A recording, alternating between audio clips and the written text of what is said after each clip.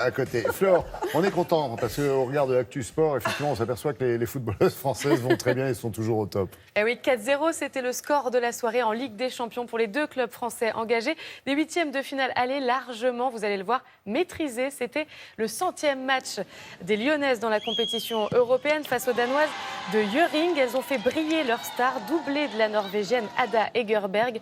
Premier ballon d'or féminin de l'histoire, vous en souvenez, oui. Avec 51 réalisations, elle égale le record de l'Allemande Anja Mittag en Ligue des Champions. Et puis doublée aussi de la Française Eugénie Le Sommer, l'une des stars de l'équipe de France.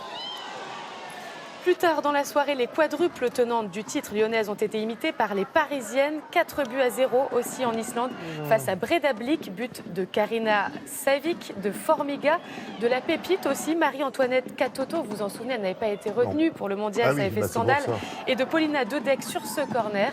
Le PSG, comme l'OL, en route vers les quarts de finale.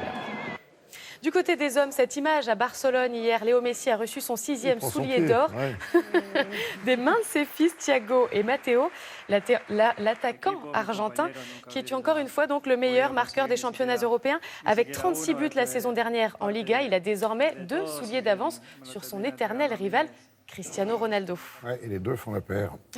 Un peu de cyclisme avec des médailles au championnat d'Europe, des médailles pour les Français. Oui, c'est de très bon augure en ce début de championnat d'Europe de cyclisme sur piste, effectivement, direction Apeldoorn aux Pays-Bas. Et vous allez le voir, c'est Brian Cocard, le Français, qui décroche l'argent sur la course à l'élimination derrière l'Italien Elia Viviani. À 27 ans, le coq, comme on l'appelle, continue de briller sur piste. Et tant mieux, puisqu'il a évidemment les Jeux de Tokyo en ligne de mire. Dur, et puis en dur. vitesse, oui, les Bleus avec Grégory Boget, Sébastien Vigier et Quentin Lafargue qui s'emparent eux du bronze derrière les Pays-Bas et le Royaume-Uni. Donc déjà 2 médailles. Du tennis aussi à Anvers hier, duel 100% français et c'est Gilles Simon en bas de l'écran qui s'est imposé face à Joe Wilfried Tsonga, le lauréat du tournoi en 2017. 2-7, 6-4, 7-5 et le Niçois file en quart de finale. Il affrontera le Suisse Stan Wawrinka pour une place dans le dernier carré. Tsonga a été blessé, non ? Non, mais il n'était pas très en forme, effectivement, hier soir. Ça.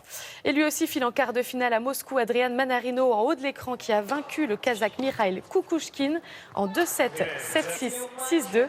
Il affrontera le Serbe Dusan Lajovic pour une place, lui aussi, en demi-finale. Du handball aussi hier soir avec de la Star League et le PSG en blanc qui s'est imposé à Ivry dans le derby 30-24. Un derby qui a vu Nicolas Karabatic inscrire un 800e but en championnat de France, rien que ça. Des Parisiens ultra dominateurs dans cette rencontre en tête du championnat avec 4 points d'avance sur Nantes, Montpellier et Aix qui eux n'ont pas gagné hier soir.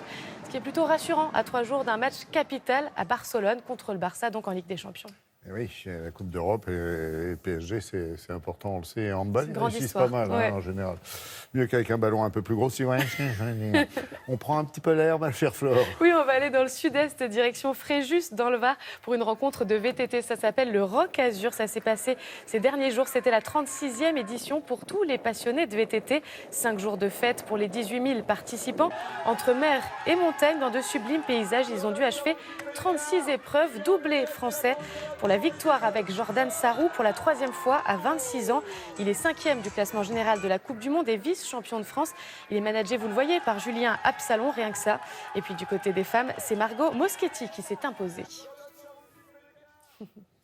Non, mais j'aime bien ces images parce que c'est vrai que c'est toujours impressionnant de les voir comme ça sur des kilomètres et des kilomètres et surtout arriver avec le sourire plein de boue. Le décor est sympa aussi. Oui, le décor est quand même beau.